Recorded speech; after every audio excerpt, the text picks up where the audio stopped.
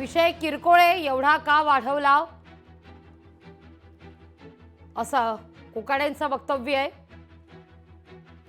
एवढा हा सगळा विषय वाढवण्याची गरज नव्हती, आवश्यकता नव्हती, असं देखील माणिकराव कोकाटेंनी म्हटलेलं आहे.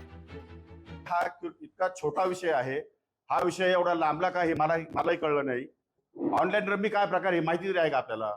ऑनलाईन रम्मी खेळत असताना त्याला मोबाईल नंबर त्याला हे करावा लागतो, त्याला जॉईन करावा लागतो.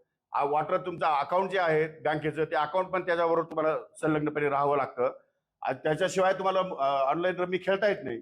आणि अशा प्रकारचं कुठलंही अकाउंट, कुठलाही मोबाईल नंबर, माझा मोबाईल नंबर 9763711777 नंबर आहे. माझे अकाउंट, बँकेचे अकाउंट मी या ठिकाणी देणार आहे.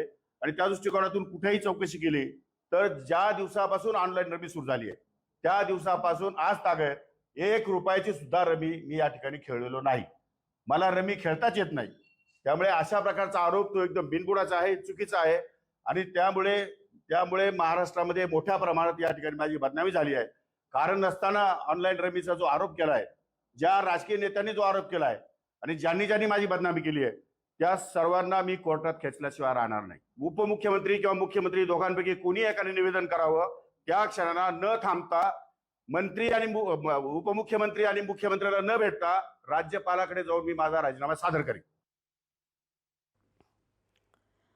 मला नियम आणि कायदे समजतात असं कोकाटे म्हणतात.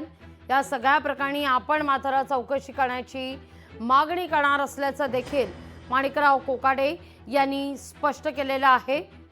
हा अतिशय किरकोळ विषय होता, इतका विषय तो का ताणला गेला माहीत नाही, असं माणिकराव कोकाटेंचं म्हणणं आहे.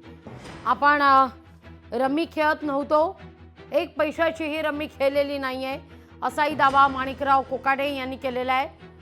रमी खेळण्याकरता खरं तर बँक अकाउंट वगैरे लिंक करणं गरजेचं असतं, तसं काहीही नाही असं देखील कोकाटे म्हणतात. लोकशाही मराठी ऐका, पहा, जागरूक रहा.